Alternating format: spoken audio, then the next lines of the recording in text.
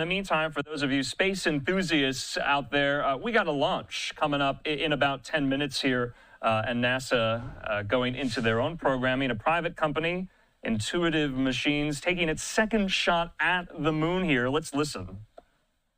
IM-2 mission.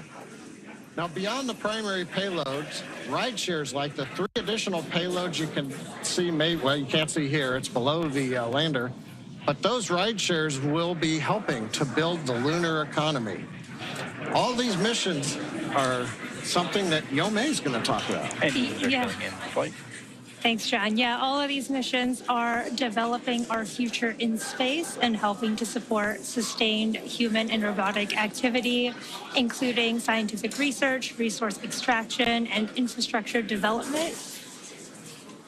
Now, you should be able to see here some of today's rideshare payloads on the stack there, just below the Athena lander. Now, NASA's Lunar Trailblazer is also hitching a ride today, and we'll learn more about that later in the webcast, as well as Astroforge. They're an asteroid mining company flying its own spacecraft, which is headed towards the near-Earth asteroid 2022 OB5. Gotta love some of those asteroid names. And finally, Epic Aerospace's Chimera Orbital Transfer Vehicle, which is what is known as a space tug, a vehicle that works in space to help payloads move to their desired altitudes. And we'll learn more about these in just a bit. Yeah, these systems are paving the way for our sustained presence both in space and on the moon as we deliver landers, crew, satellites, and rovers in the next few years, building up the moon's equivalent of low Earth orbit, which is known as lower lunar orbit, which will act as the staging point for future missions, supporting lunar communications and providing platforms for science and research. And in the near future, reusability will extend all the way to the moon, with reusable landers flying their first missions. Frequent, low-cost launches from the moon will eventually allow for lunar exports, like metals and helium-3, which can help support future deep space mission to Mars and beyond. We're coming up at T-minus 5 minutes. Let's turn our attention to Falcon 9, the spacecraft. The good news is all systems are currently a go for on-time liftoff. We just heard the call out. The tanks are pressurizing. We're stiffening the Falcon 9 up in preparation for strongback retract. The strongback is the structure you see on your screen right behind the Falcon 9. You're looking right now at the payload fairing, inside of which Athena, the lunar lander, and the 3 ride shares are located. We also have had the transition to internal power for the spacecraft. That happened several minutes ago. Also, we heard some of the call-outs. Strongback retract is running. There's strongback retract begin to run. We have finished loading fuel on the first stage. We are loading liquid oxygen on the second stage, so we are on time, not working significant issues. What we're waiting to see right now is the 2 clamp arms from the strongback begin to open up. I think we can just start to see it now. It takes about 16 seconds to retract. Following that, we will then begin to recline the strongback away from the Falcon 9. Yep, and you can see those clamp arms are opening as we speak. The vehicle is nearly fully loaded with propellants and will complete at the T-minus 2 minute mark. The range is also green and ready to support today's launch. And if for any reason we do not launch today, we do have a backup opportunity tomorrow at 7:11 p.m. Eastern Time. At this point in the countdown, both the first and second stages are nearly fully loaded with 1 million pounds of kerosene fuel and liquid oxygen. Falcon 9 uses 2 propellants.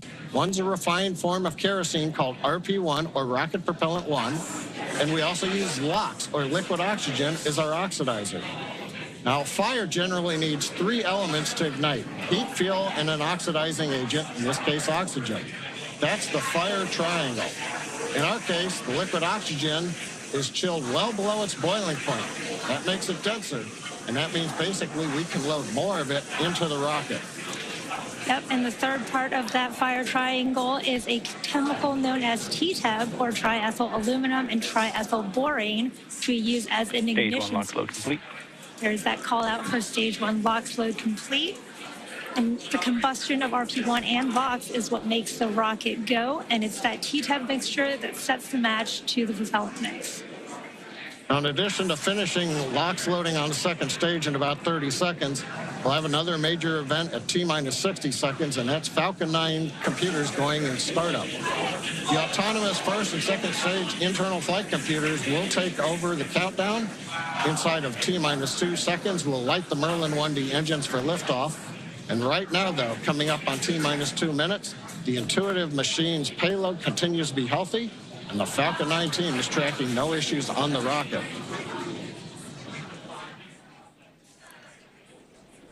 Currently, the weather is green, and the range is ready to support a T0 at 7:17 p.m. Stage 2, LOX load complete. Okay, we've heard the call out just inside T-minus 2 minutes. LOX load on second stage complete. You can probably also hear the background enthusiasm. Everybody is getting ready for a launch to the moon.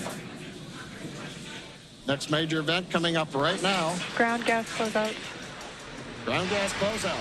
That means that strongback alongside the Falcon 9. We're draining any propellant from the ground lines. We're venting gas overboard. That'll also create what's typically a large white plume that comes off the strongback. The cold, gaseous oxygen we're venting off of the strongback mixes with that warm Florida air, and you get a large white cloud, and you can see it streaming away. Waiting for the call out for startup of the flight. Falcon 9 is in startup. You see and hear it. We're in startup. Everything looks good. We're going to get the LD go for launch. And with that, let's pause for a minute and listen to that go. LD, go for launch. Right on time. Always love to hear that call out.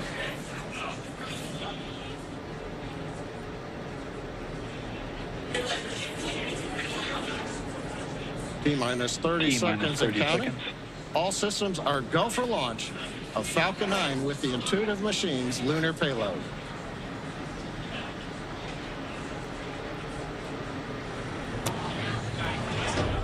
T-minus 15.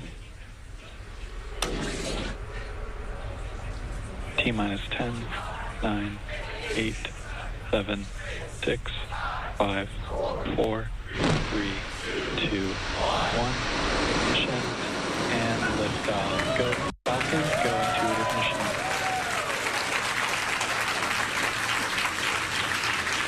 Beautiful, it's pitching downrange. And looking forward for nominal.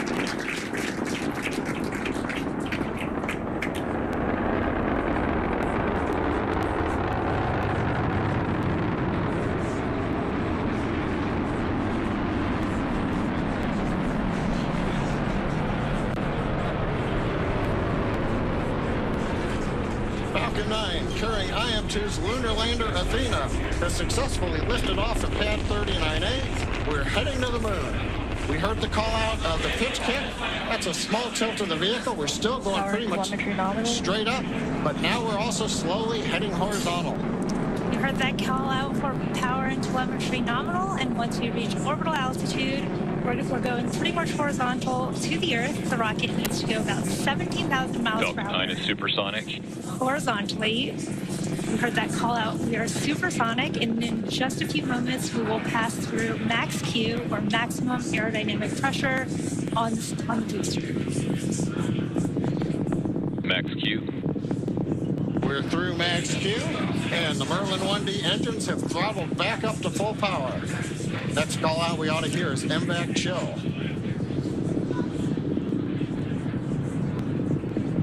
Falcon 9 data is continuing to look good as the first stage heads out over the Atlantic Ocean.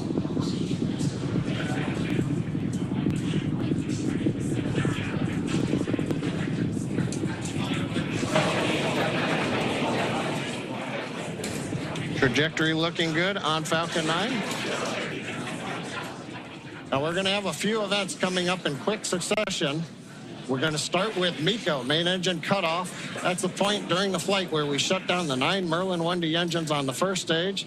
Then we'll go into stage separation, and then SES-1, which is the second stage engine start number 1. And shortly after MECO, stage 1 and 2 will separate from each other, with the first stage booster beginning its trip back down to Earth, while the second stage engine starts for the first time, known as SES-1, where the single Merlin vacuum engine on board the second stage will light up. This is happening in just a few seconds. Miko. Stage separation confirmed.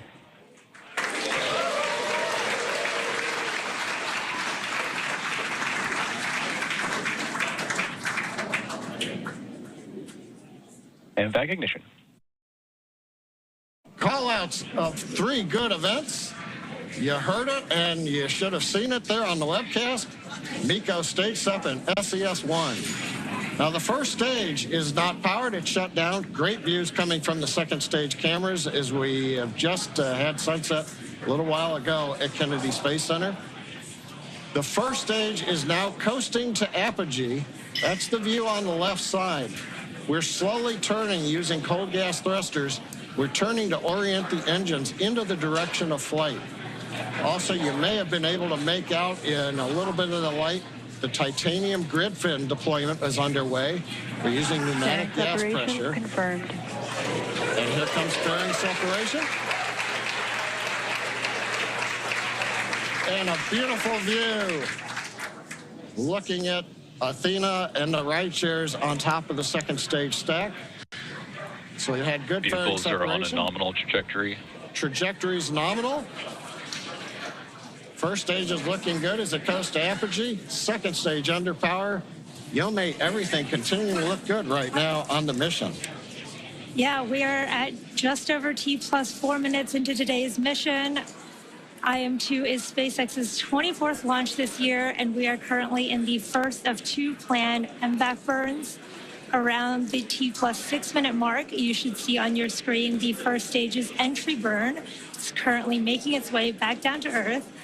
And for that entry burn, we will relight 3 of the M1D engines on the first stage, starting with the center engine, followed shortly by the engines next to it, which will slow down the vehicle as it passes back into the Earth's atmosphere. Now we need to slow down the first stage to reduce re-entry forces, which will help us recover and reuse that first stage. And you can follow along on your screen to the telemetry on the bottom left and right of your screen for the stage 1 and stage 2 speeds and altitudes. You may have noticed on the left side of your screen, first stage altitude has begun dropping. We have reached apogee, and now we are under the pull of gravity, headed back down to the Atlantic Ocean. Now, to slow us down, we'll use that entry burn. And that means we're firing 3 Merlin engines to decelerate the Falcon 9. But we'll still be moving very rapidly. And that's going to cause the vehicle to fly through the Merlin exhaust gases. That's also known as the rocket's plume. And this will deposit a layer of soot on the vehicle surface, one of the signatures of a flown booster. Now, that soot comes from the carbon-based fuel that Falcon 9 uses. Now, it took us almost 2 minutes since separation to get up to apogee. It's going to take the rocket just as long to bring the first stage back down to the edge of the atmosphere for the entry burn coming up in just about 20 seconds or so.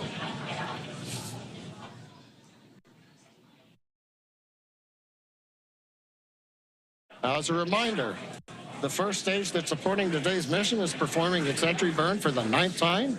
Falcon 9 is the world's first orbital reusable rocket. This is important because it's that reusability that allows SpaceX to refly the most expensive parts of the rocket, and that in turn drives down the cost of space access. Stage 1 entry burn startup. Stage 1 FTS is saved. There's that call out for entry burn startup. And this will be about a 30-second burn, slowing that first stage down as it re-enters the Earth's atmosphere.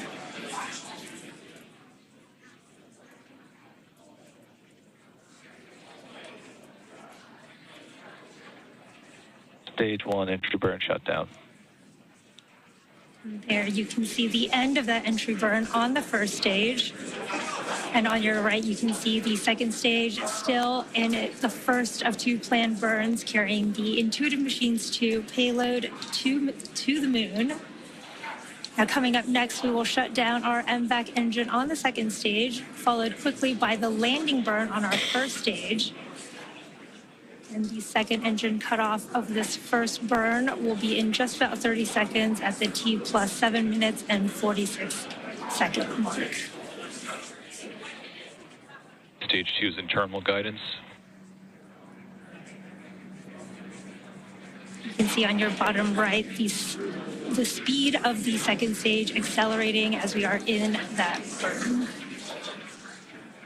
Stage 1 transonic. Stage 2 STS is saved.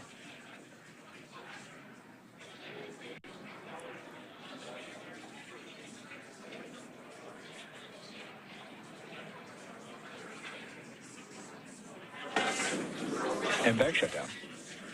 There's that call out for MVAC shutdown. We should be getting a confirmation of a good orbit as Stage well as 1 landing burn. there is that stage 1 Nominal landing parking burn. orbit. And that confirmation of a good orbit on stage 2. Let's watch stage 1 come back home. Landing leg deploy.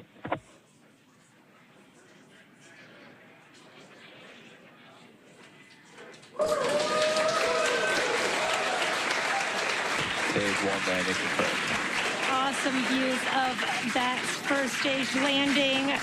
There you have it. That was the 413th recovery of an orbital class rocket, including first stage landings for Falcon 9 and Heavy. Oh, first stage is back on the drone ship. Beautiful mission. Second stage is in the parking orbit in our low Earth orbit. Now the mission does continue in space with stage 2. Coming up next, we have the second burn of our MVAC engine. We call that SES2. And that'll be the second stage burn around the T plus 36.5-minute mark. And we'll follow that with spacecraft separation. Until then, we're going to send you back to Tahira and Josh at Kennedy Space Center. Thank you, John and Yome. If you're just joining us, welcome to the Space Coast of Florida, where we just witnessed live the beautiful liftoff of the moon-bound Intuitive Machines lunar lander named Athena. It launched on top of a SpaceX Falcon 9 rocket from Launch Pad 39A right here at Kennedy Space Center. Intuitive Machines is an American company based in Houston, Texas. We developed and built a complete space program around our lunar lander that's carrying, among other things, several NASA payloads. And if everything goes as planned, in 8 days, Athena is expected to land at the Mons Bhutan region of the moon, about 100 miles from the lunar South Pole. That is right. And make sure you stay with us tonight. Our broadcast here on NASA Plus will continue through Athena's acquisition of signal, which is expected to happen just after 8 p.m. Eastern Time. Now, Josh, besides Athena calling home for the first time, are there any other big milestones that your team is monitoring and waiting to happen right now? Well, it's important to remember that Athena making that first phone call home isn't an easy feat. The lander's designed to make a lot of autonomous decisions throughout the process, including getting into max power attitude. That's one of the first things flight controllers will confirm after we hear from Athena for the first time. They'll be checking that her top deck solar array is locked in, pointing right at the sun. And Tahira, one of my favorite parts of this mission is while Athena is expected to call back to mission control, there's more action. Additional payload deployments from the rocket's second stage.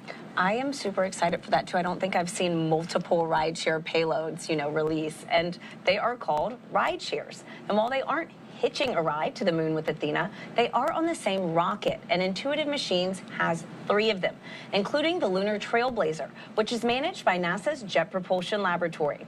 It's the only NASA science investigation on this mission that will not land on the moon.